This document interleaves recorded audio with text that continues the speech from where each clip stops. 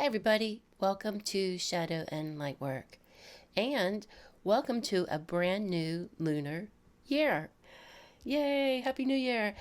So I am Michelle, and this is your tarot message for Friday, February 12th, which marks the first day of the Chinese New Year. And this new year is represented by Metal Ox.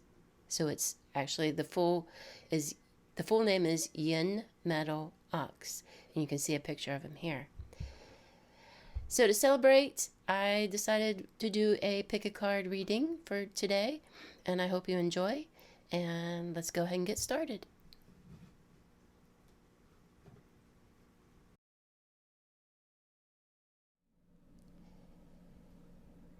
So I wanted to celebrate the Lunar New Year with you and do a pick a card reading.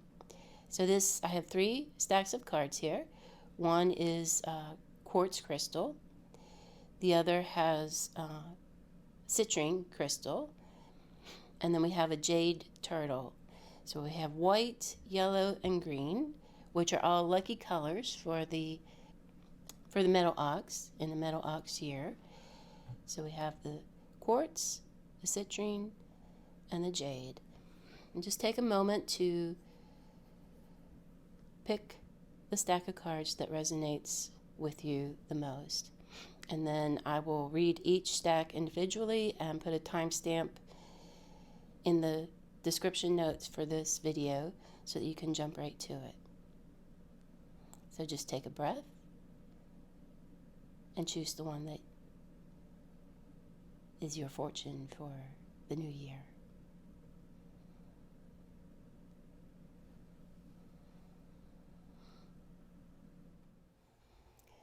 Welcome back. If you selected the stack of cards with a crystal on top, then this is your reading, and it is divine. It's absolutely gorgeous. So I'm using the Brady Tarot again, combined with the Heart of the Fairy Oracle cards, which were developed by Brian and Wendy Frood. So let's dive right in. This reading is all about, it's brimming with health, wealth, emotional fulfillment, healing, wholeness, well-being, wellness. It's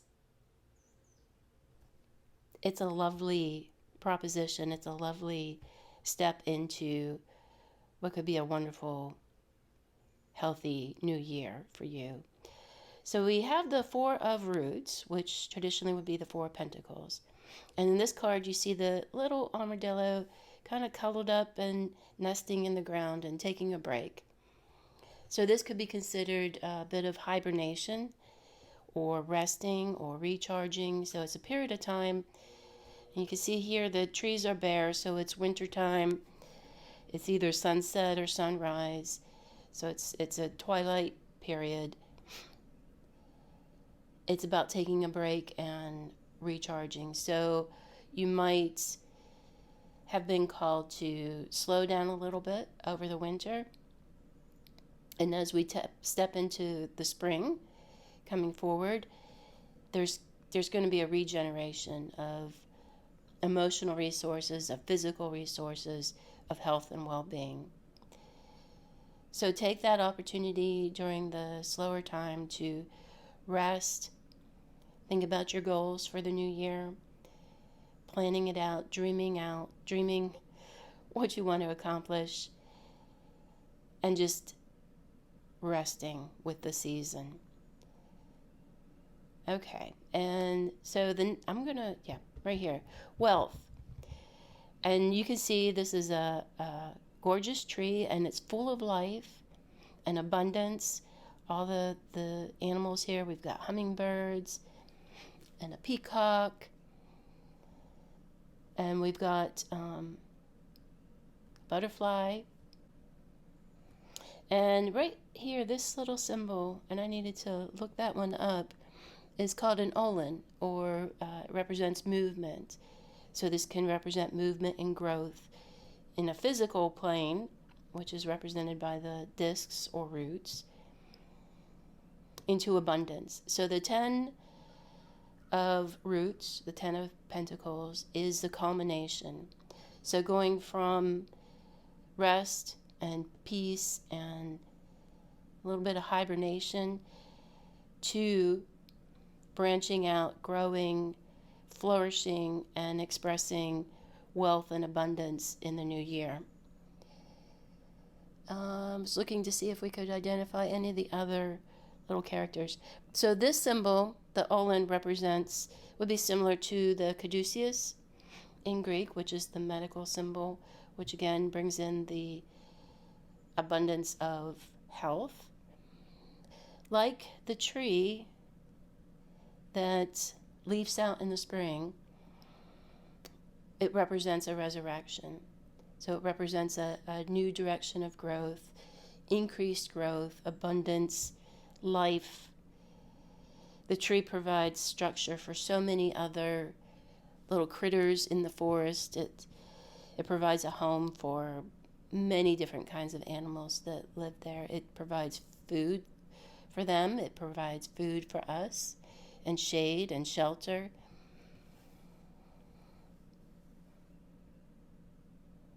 And that can represent your role in the new year as well. Sharing that abundance, claiming that abundance, and then sharing it with those that you love. 9. This is, again, a cups card. The 9 of horns would be the 9 of cups. And it's labeled as fulfillment, which it is. It's also the emotional wish card. So it represents a culmination of your hopes and dreams. What do you want to manifest emotionally? What do you want to bring forward and provide for yourself and, again, for others in the new year?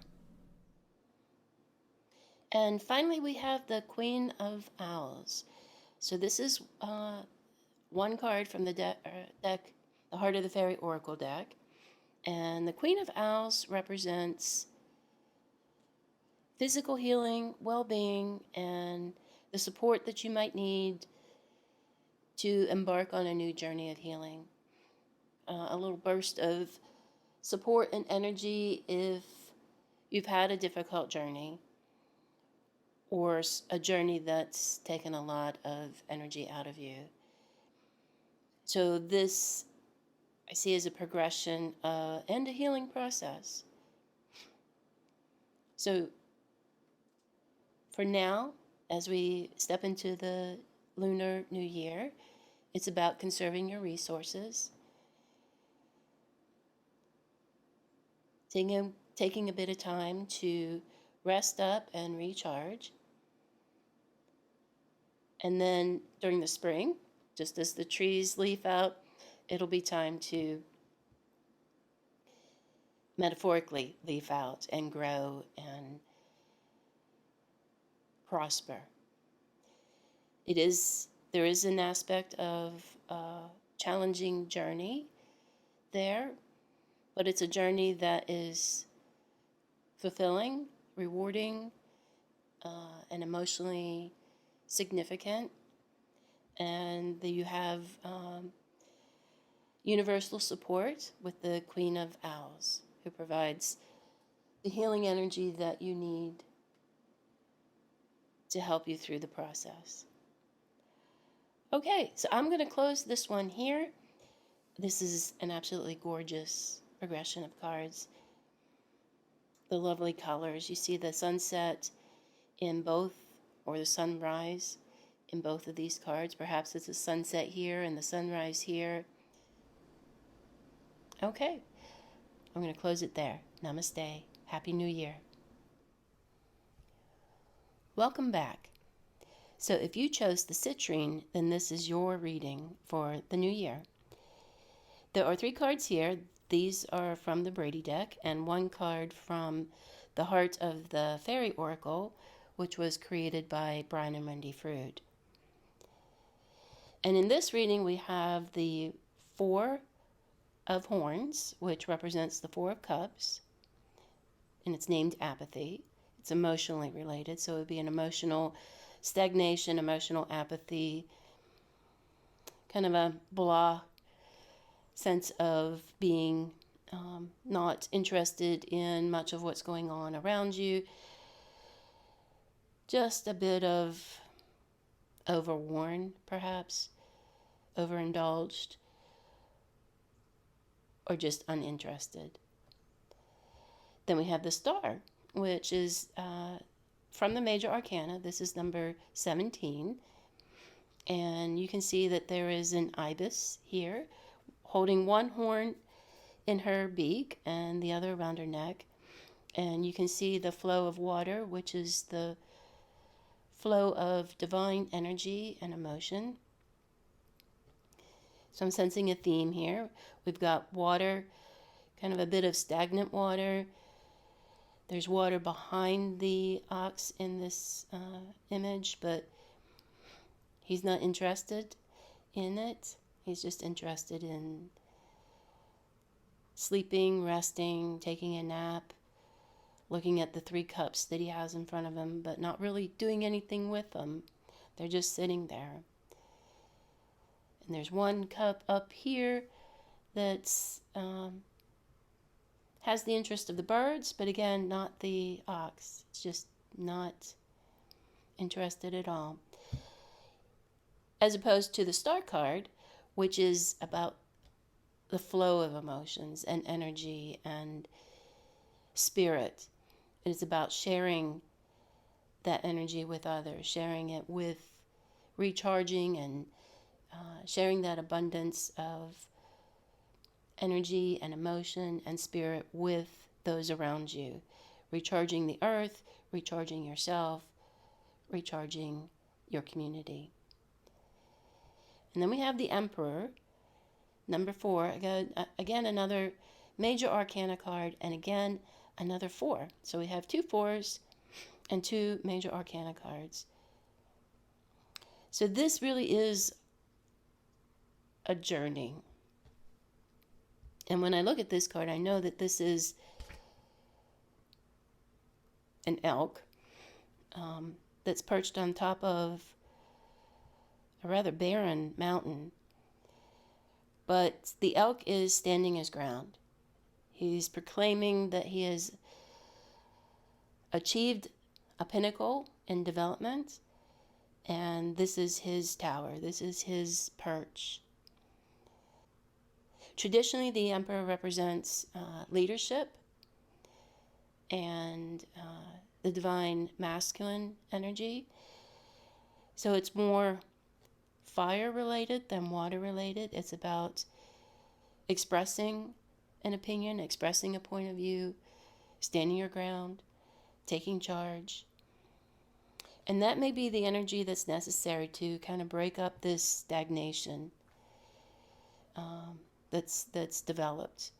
So if we're considering this the winter and progression into the new year, this represents an opening up of your emotional resources, of your inspiration, of your creativity, of your overall energy, spiritual energy, individual energy, and about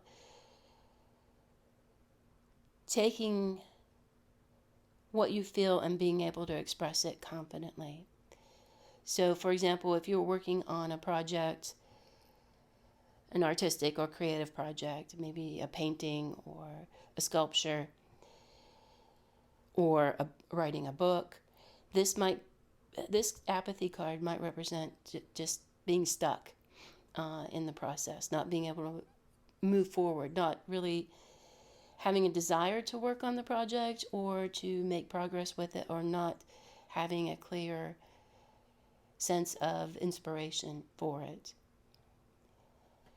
The star represents that inspiration and the renewal of that flow of energy. So the creativity comes back so that you can express it in your own way, in your own time, and as loud as you'd like to express that creative energy.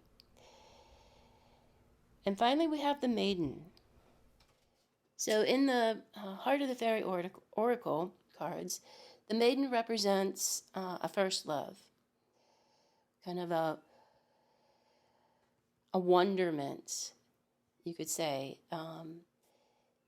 It's a youthful card. It's about seeing something with fresh eyes, seeing something with a renewed passion. It is the feeling of, if you imagine what it felt like the first time you fell in love, whether it was puppy love or grown-up love, your first romantic relationship, that's what the maiden represents. And that in itself is inspiring as well, to come back and give you the creative boost that you need. So it's this reading is about inspiration, the creative flow of emotions, going from a state of apathy and indifference to an inspired creative state through the year. And this is fabulous. This is a wonderful reading. So I'm going to close this reading here and wish you a happy, happy Lunar New Year, a happy and auspicious Lunar New Year.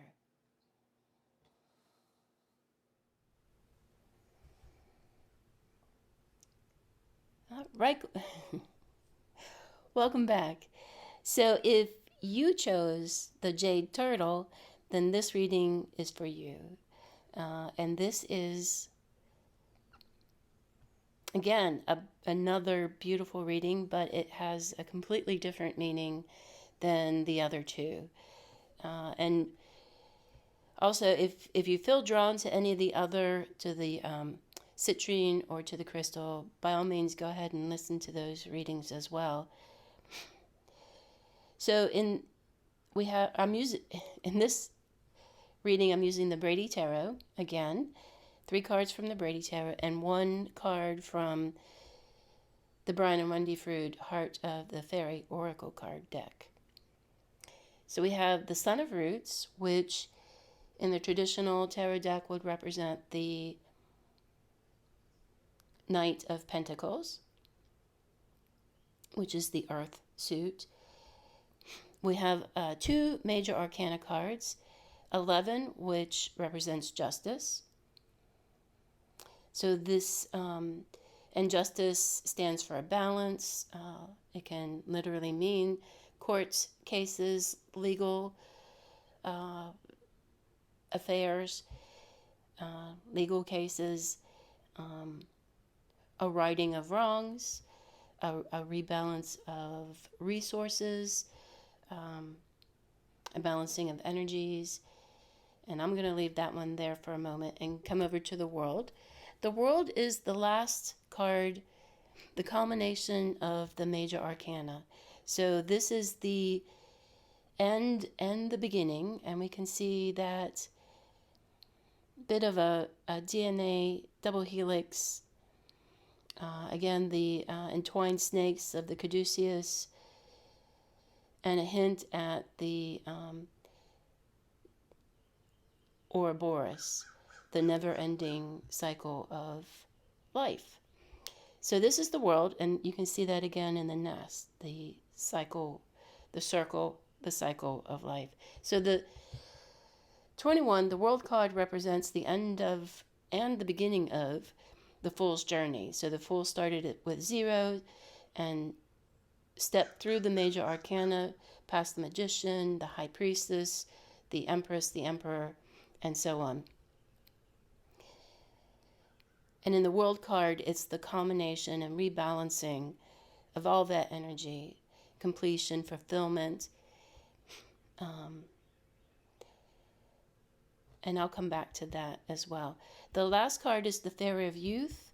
That's the Brian and Wendy Frood card. And this card is all about enthusiasm, childhood expectations, seeing the world through the eyes of a child, in limitless potential, in creative ideas, in thinking anything is possible.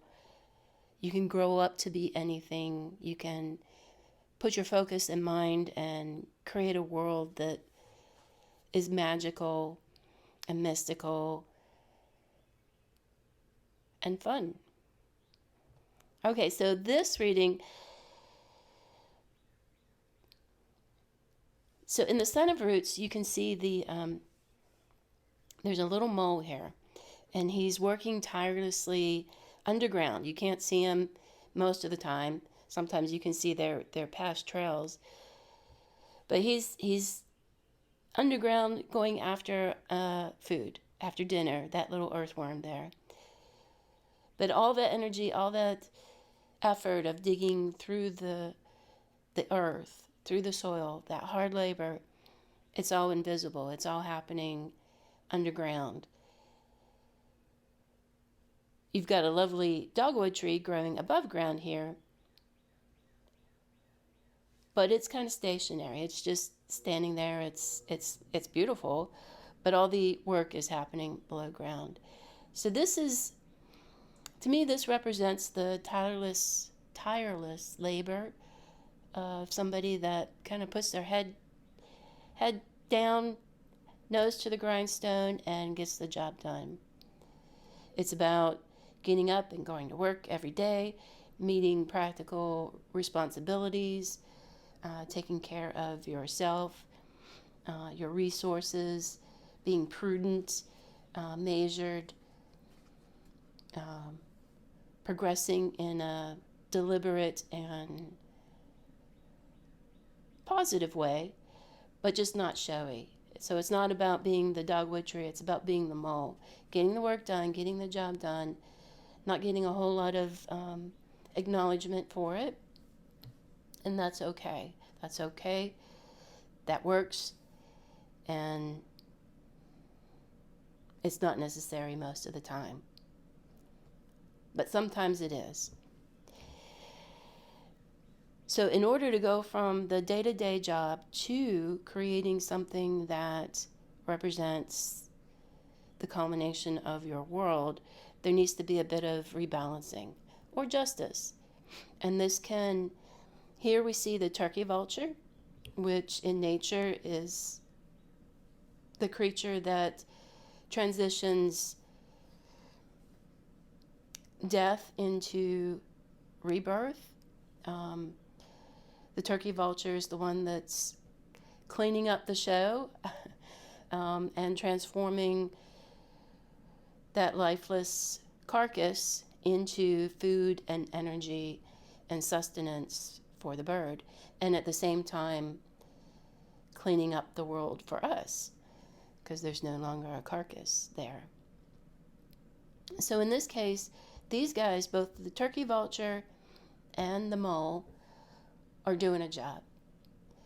And the vulture's job is to rebalance, create a rebalance in the whole scenario. So as you go from spring into the rest of the year, there's going to be a rebalance in resources. And there's going to be a shift from doing the day-to-day to doing something that's really fulfilling, exciting, something you're enthusiastic about, whether it's a new project or completing a project. But it's going to take this energy, this enthusiasm, what makes your heart shine, in order to bring about the justice and the rebalance. So here we see an egg and a skull, and that's a vulture's egg and a vulture's skull. So it can be a rebalance between life, new life, and death. So it might call for a bit of a sacrifice, maybe sacrificing an old habit or an old ritual, or a way of thinking that's just no longer as productive as it used to be. Something that's you don't need in order to progress into that state of enthusiasm and create a new world for yourself. What else? Oh, and so with that rebalance, the vulture has the arrow of fire. Again, that's an aspect of enthusiasm that is now projected into that tree, the tree of life. You see that arrow in the background, which is now balancing two horns of water flowing out, which represents spiritual energy, internal energy, creative energy that is being delivered back to Earth. Let's see. So I thought I'd read a passage from Emmy Brady's book of interpretations for the Justice card. So justice represents balance, obviously, seeking the connections between past experiences and our chances for the future. And it's an honest, unflinching look at ourselves. And ultimately, justice liberates free will, because we are not free until we understand who we are. Justice indicates a fair outcome, though not necessarily what we wanted. If you want to stay in a state of the mole, which is kind of hiding underground, staying out of the light and in the shadows, not making waves or expressing yourself. If that's what's comfortable, if that's where you want to stay, then justice won't change that situation for you. Justice provides the opportunity to inject a lot of actually enthusiasm, positive expectations for the future, and that childlike wonder about life, the magic of life. And that will create this beautiful image of the world and completion of a cycle. So you do have the opportunity to create a whole new world for yourself. Okay, I'm going to close the reading there and wish you a happy Lunar New Year, and namaste.